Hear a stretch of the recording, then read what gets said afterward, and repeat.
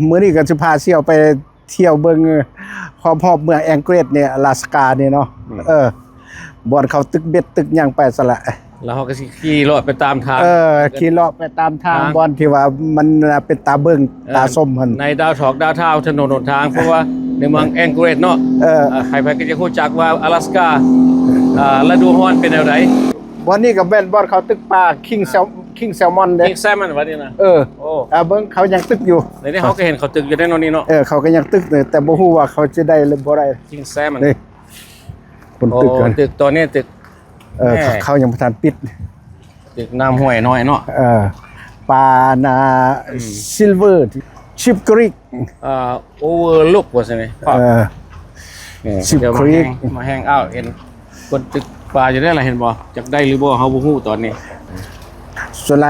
น้ำขึ้นปากก็ขึ้นน้ำลงปากก็ลงตอนนี้น้ำลงที่ตอนนี้อันนี้ก็ตอนน้ำลงมันบ่ไรปานใดปลามันขึ้นมาไข่ตัวปกติปลามันขึ้นตามมานานี่เห็นเขาเจ้าได้อยู่ได้เลยเด้อฝากกับนายเห็นบอกกำลังพูดนะโหได้อยู่ได้น่ะโอ้เห็นบ่แค่2ตัวภาพกันเลย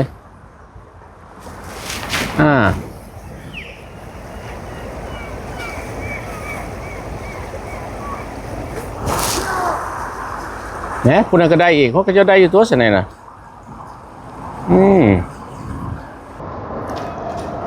แต่ว่าปลาแซลมอนตัวนี้อยู่ห้วยนี่อยากน้อย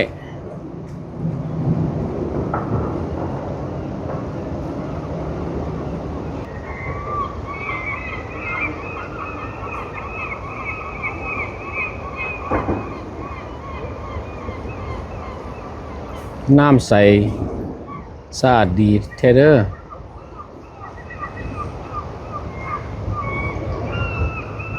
มือนี้น่า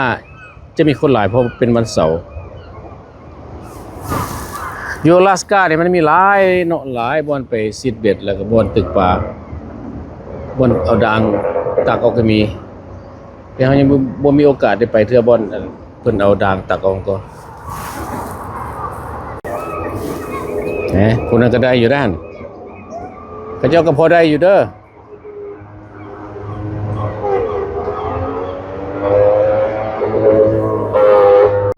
อันถึงๆไม่อย่างเขาไปใส่ในห้องหมอกันอันนี้เป็นโฮเทลหมดแหละอันนี้นะโฮเทลโฮเทลบอนคนนั้นไปพักพรส่วนใหญ่เป็นนักท่องเที่ยวมาสำหรับนักท่องเที่ยวไปท่องเที่ยวเบิ่งอลาสกาอันนี้ก็จะเข้าไปดาวเทาไปเลาะเบิ่งแถบดาวเทาหั่นเขาดาวเท่าแล้วบัดนี้อันนี้มันเขตดาวเทาแหละดาวเทาเอเรียแองเกรสดาวเทาเอเรียอันนี้ก็โฮเทลฮิลตันนี่ในดาวเท่าใจกลางเลยตัวใจกลางตัวอยู่อลาสกานี่โดนนานนี่ตัวก็รู้จักพลเมืองอยู่นี่หลายปานใดพลเมืองอยู่เมืองแองเกรสอลาสกาเนี่ยก็ประมาณ300,000นี่แหละประมาณ300,000เทื่อมีคนเข้าคนออกเนาะเพราะว่าอันนั้นสถิติเก่ามันก็บ่ละเอียดปานนั้นมันขึ้นลงนั่นแหละประมาณนั้นแหละ300,000นั่นแหละ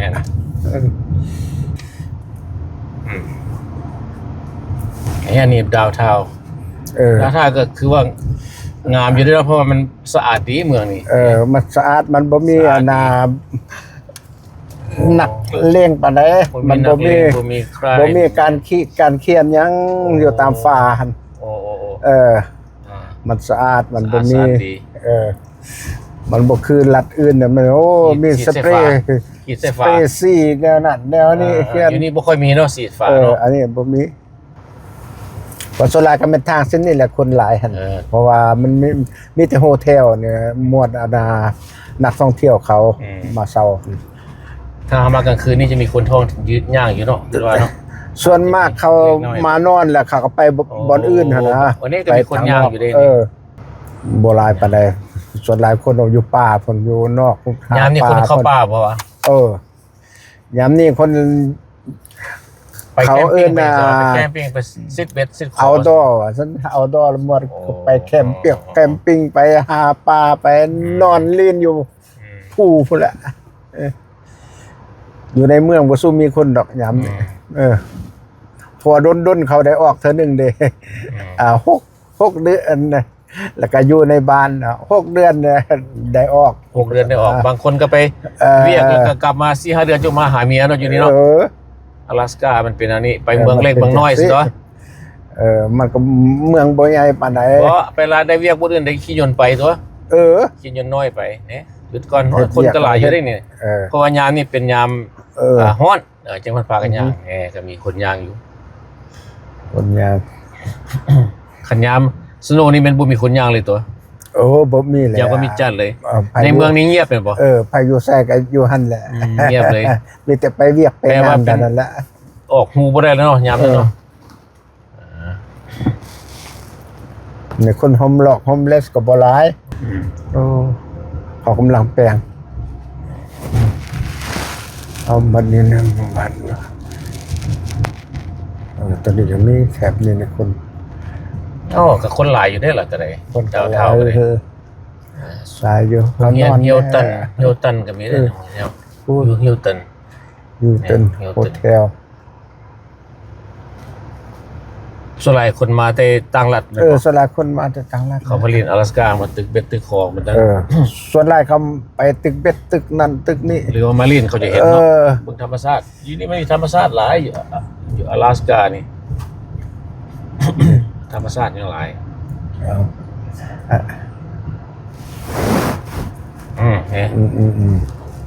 นี่ยังหลายอยู่เด้อยังหลายอยู่ก็มีห้านตึกห้านค้าก็หลายนี่ร้านอาหารบอกว่าจะหมดท่องเที่ยวแหละท่องเที่ยวมาลินนี่แองเกรดอะไรซะไปอันนี้แหละบอลเขาอันน่ะกีฬาบอลเขาตั้งกีฬาอันน่ะมาแก่สเลปมันโอ้นั่นวะเขาเริ่มจากนี่แหละไปหานมพุ่นเขาว่าเมืองใหญ่ที่สุดใน阿拉斯加นี่เป็นเมืองอันเมืองอันนี้นี่แหละนี่แล้วเนาะเมืองแองเกรจนี่แหละแต่หักบ่แม่นนครหลวงนครหลวงบ่แม่นวะนครหลวงแม่นจูโนอยู่ไกลบ่อยู่ไกลเป็นเมืองน้อยหากบ่มีทางรถโอ้แม่นซะบ่บ่มีทางรถต่อเมืองใดๆเลยเอาบัดเฮาไปเฮ็ดหนังสือดิไปเฮ็ดพุ่นวะไปเมืองน้อยพุ่นวะหรือเฮ็ดอยู่นี่บ่เฮ็ดอยู่นี่แต่สาขาอยู่พุ่นนครหลวงอยู่พุ่นแต่บ่เฮ็ดเวียกเขาอยู่พุ่นกาบ่แม่นบ่อน Government Office แหละมันอยู่จูโนโอเคขี่เครื่องบินก็ชั่วโมงนึงได้ไปเปลี่ยนบ่ย้ายมานี่เนาะควรที่จะย้ายมานี่แหละเพราะว่ามันเมืองนี้เป็นเมืองเจริญและเป็นเมืองใหญ่อันนี้เป็นแถวชนบทออกมาแล้วตัวนี้นะเดี๋ยวไปแคมทางเส้นนั้นแถวชนบทออกมาแล้ว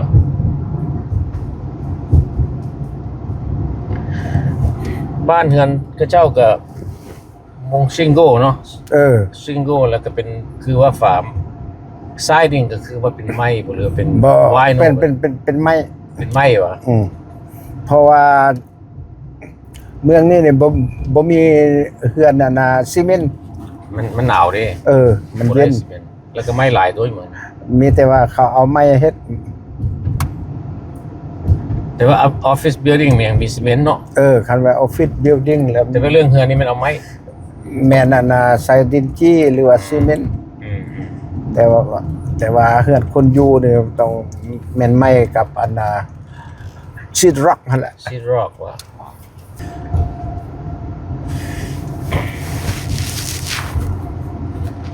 มันก็คือกับลัทธิอื่นธรรมดาเนี่ยแหละแต่เมืองนี่มันหักบ่วุ่นบ่วายคนบ่หลายเมืองสงบดีเงียบสงบดีเงียบทางไปกันเงินซานบ้านซ่องนี่แพงบ่โอ้แพงเด้อคือว่าหลังแพงหลาย3ห้องนอน2ห้องน้ำธรรมดาแบบเท่าเหลียวเห็นเท่าใดนะหลังประมาณ300,000ปลาย300,000ปลาย3ห้องนอน300,000ปลาย คนนอนแล้ว8 โมง เริ่มนอนแล้ววันนี้ เออ โอ้ก็สมพอมันเงียบไปแล้วเนาะ ครับ นอน คนไปเวียกไปงานเขากันน คัน อน บ่นอนก็บ่ได้ แล้ว คันบ่นอนก็บ่ได้นอนอีหลีบ่อย่างนี้มันแจ้งไปสิได้เนาะ อันนี้ยังบ่แจ้งเดือน6หั่นแหม่ บ่ฮู้จักมื้อสวยมื้อเว้นเลย เดือน6บ่ฮู้จักมื้อเว้นมื้อสวยเป็นจักซี่โลด นอนโมงแล้วไปนอนรถบ่ แจ้งก็แจ้งไป เดือน6 เล เป็น ย สิเลยว่าเดือน6นะ เดือน6เป็นจังเดือน5เดือน6 5เดือน6แบบนี้ไปเลย แบบนี้ไปเลย โอ้จะน่าสิ เดี๋ยวนี้มันอยากน้ำมืดเข้ามาหน่อยนึงล่ะ อันนี้ตอนเฮามานี่มันภาคว่านี่ภาคใดนี่ จากแม่ภาคยังก็บ่ฮู้ชื่อเด้เขา ว่า ก็ ภาคหลักแล้วแล้วเนาะ ว่าภาคแล้ว แต่ ก็ ว่า แล้ว คันว่ามันหนาวซึ่งก็เห็นคนนอนอยู่นั่นเด้เขาก็ เออน อนฟิงแดดอยู่หั่นแล้วเขาก็มาพิกนิกกันอยู่หั่นพวกเด็กๆน้อยๆก็ได้ ส่วนหลายเมืองนี่มีแต่หนองน้ำมีภาคหลายเมืองนี้ Okay, see the swan? งามหลายเนาะโอ้ท้องฟ้า ผสมกับน้ำเป็นสีฟ้า มีนกที่ฟ้ากับนั่น Swan over there. Uh-huh. Swan, there's a Oh, swan. yeah. At least 5 cygnets.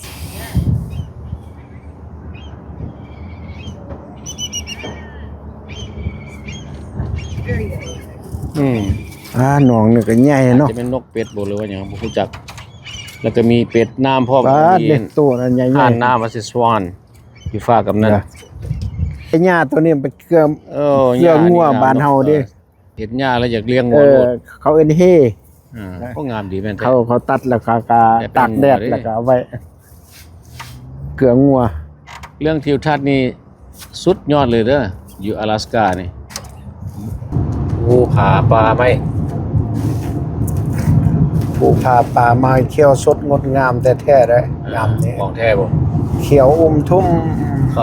บ่ว่าอยู่ไสเนาะเขาเจ้าตัดต้นไม้แล้วปลูกพร้อมได้อยู่อเมริกานี่อยู่อลาสก้านี่เฮาสังเกตเบิ่งว่าสิต้นไม้ที่ว่าใหญ่ๆนี่มี2ชนิดคัตเทิลบูดบ่ คัตเทิ คัต ล เทิล บู บู ด ดแล้วก็ ไพทรี ไพทรีเนาะกุกแปลกภาษาลาวกุกแปลก มีแต่2ชนิดนี่แหละ สองชนิดที่ใหญ่ ทนที่สุด เขาเหลียวเห็นก็มีแต่2ชนิดเท่านั้น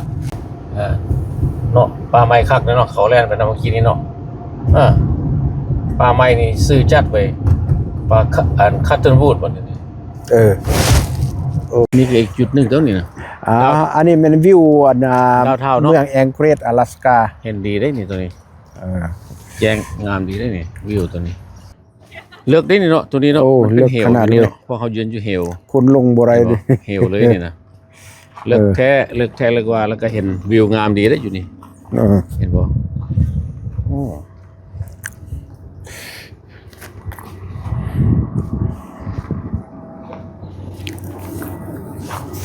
เป็นในเมืองงามสวยงาม ยังบ่ทันคำ 9 โมง 10 นาทียามนี่มันก็นานค่ำแด้อยู่เนาะเงินสารบ้านซ่องก็บ่แตกต่างกับอยู่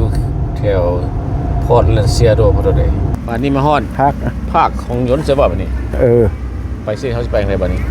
มื้อนี้วะสองฟ้าข้างอ้อมหนองนี่มันยนต์บ่บัดนี้ เดินยนต์อย่างไปพุ่น โอ้ บ่แม่นน้องลาดเดินยนต์เลยนี่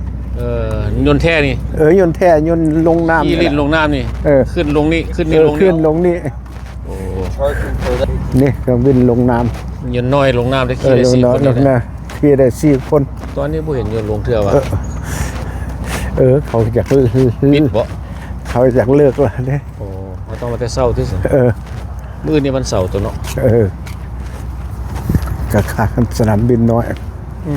นี่ สนามบินยนต์ลงน้ำอันนี้คุณนั่นเพิ่นละ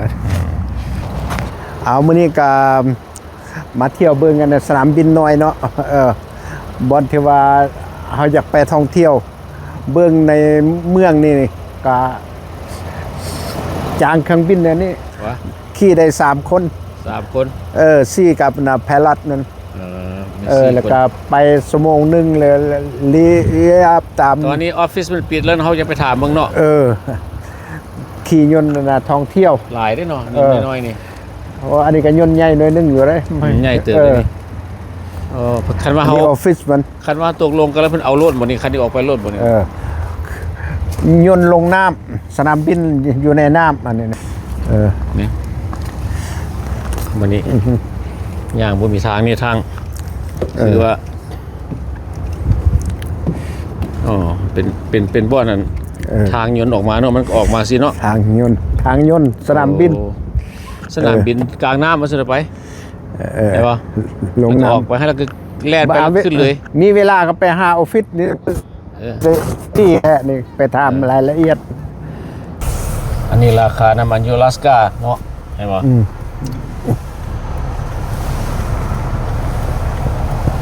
ราคาน้ำมันยูรัสกา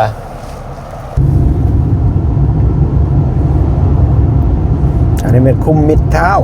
อันนี้คุมมิดเท้าป่ะมิดเท้าเนี่ยกลางเมือง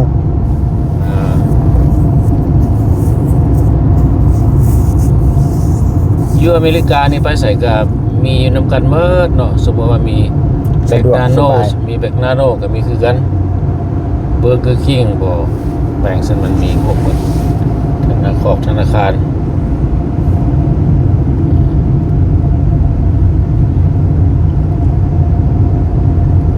ความสะดวกของหมอมีเมิดไปใส่ก็ได้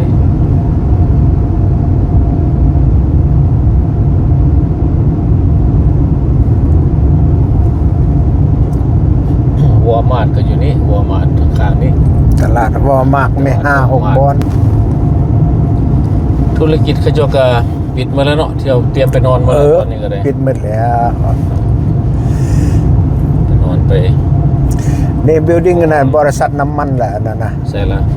ใหญ่ๆนะวะสูงๆหรือวะบริษัทขุดค้นน้ำมันแหละบิลดิ้งใหญ่ๆกันเอาไปเบิ่งห้องหมอใหญ่อยู่รัฐ阿拉斯加คันผู้ใดอยากมาลิน阿拉斯加นี่มายามนี้เด้อยามร้อนเด้อเพราะมันอากาศดีคันมายามหนาวหันยันมันสโนว์หลายไปยากหมู่คู่ก็บ่อยากไปทางใดมันหนาวอยู่ในบ้านแล้วก็เปิดฮีทแล้วก็แล้วเท่านั้นแหละบ่ได้ออกได้เข้าแหละคันบ่มื้อนั่นเนาะคันบ่จำเป็นเป็นการบ่ไปซ้ำแม่นบ่เอาเวียนเบิ่งห้องหมอนี่น้อยนึงว่ามีใหญ่สำหรับห้องหมอใหญ่ตึบเด้อห้องหมอใหญ่ได้แม่นห้องหมอวัดแหละนี่นะหมอวัดบ่นี่ห้องหมอใหญ่กำลูกกำเต้าก็มากำอยู่นี่ปาดนั่นปาดนี่ก็มาอยู่นี่คนลึกเกิดเต้าบ่สัปปะปีเลยวะสัปปะปีปัวทุกสิ่งทุกอย่างสิพาไป emergency บ่นี่มันบ่แม่นแล้วนี่เด้ emergency เลยก็อันนี้รถต่ำบ่คนหันใจโฮเลทอกโฮเลแท็กบ่มานี่หมดมานี่หมดแหละสู้ได้อันนี้แหละมันเมนของรัฐแอนแต่ว่าประตูใหญ่ทางเข้าอันนี้ห้องหมอของพระเจ้าของคนแม่นี่วะของคนแม่นี่ไม่ฮู้ไผสู้อยู่นี่เลยไปจังซั่นเนาะตอนนี้ก็เวลา 11 โมงกลางคืนก็เป็นแนวนี้แหละกลางคืนละตอนนี้นะมันก็ยังแจ้งอยู่จังซี่เด้อนี่นะก็บ่ต้องเปิดไฟก็ได้ที่จริงบ่เปิดไฟเฮาก็เห็นอยู่แล้วทางไปนี่ก็ขับรถนี่นะ11 โมงกลางคืนตอนนี้เป็นแนวนี้เด้อถ้าหากว่าเฮามาเดือนแล้วในเดือนจูนบ่ได้ยังแห้งสวยกว่านี้แจ้งไปเลยจนถึง 2-3 โมงเช้าพุ่นติบ่หรือว่าเกินนั่นเลยบ่มีมืดเลยนะบ่มีมืดเลยแจ้งไปเลยวะอันนี้ขนาดมาเดือนนี้มันยังสิฮู้จักค่ำมืดหน่อยนึงเนาะ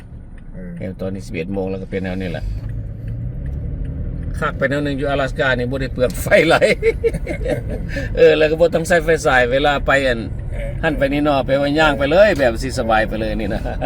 ดีเป็นแนวนึง1 โมง 2 โมงกลางคืนเองอยู่ห้วยน้ำแม่ละยัง11-12พาตึกเบ็ดเซยคันพวกที่ว่าบ่ได้ไปการก็เขาจะพักการก็คันว่าพักการห้วยจะต้องได้ไปนอนได้คันบ่นอนนี่แสดงว่าบ่ไหวในมือหน้าไปการลุกแต่เช้าน่ะเมื่อยแหละเป็นแนวนี้ล่ะอยู่阿拉斯加ก็เป็นสิแหละเนาะ ตัวนี้เกือบฮอดเกือบสิฮอดเฮารอท่ามานี่ก็เกือบสิฮอด12 โมงแล้วก็ยังเป็นสิละบาดนี้เฮาก็สิได้ปิดคลิปแล้วไปนอนแล้วเพราะว่ามันอยากนอนแล้วก็ถนนหนทางก็สะอาดสะอ้านดีเด้อ อยู่นี่เด้อก็เสี่ยวเพิ่นพาไปขี่รถล้อเลียนก็ขอขอบใจนำเพิ่นที่เสียสละเวลาไปนำเฮามื้อนี้ก็ก็คลิปนี้ก็มีเท่านั้นแล้วเนาะสำหรับคลิปถนนหนทางบ้านเฮือนเพิ่นสะอาดสะอ้านดีแล้วก็เฮือนซานบ้านซ่องก็บ่แตกต่างหยังหลายกับอยู่แถวซีแอตเทิลพอร์ตแลนด์แต่ความแตกต่างแม่งเลยสะอาดนี่แบบไผบ่ทันเลยล่ะเมืองนี่นะก็ความแล้วก็อีกหนึงก็ความแจ้งนานค่ำเท่านั้นแหละบ่มีเลยล่ะไปเกือบสิบ่มีเลยก็เกือบ12 โมงกลางคืนแล้วก็เป็นแนวนี้แหละเอาก็คลิปนี้ก็มีเท่านี้เนาะขอบใจที่ว่าทุกท่านที่เข้ามารับชมวิดีโอของเฮาสบายดี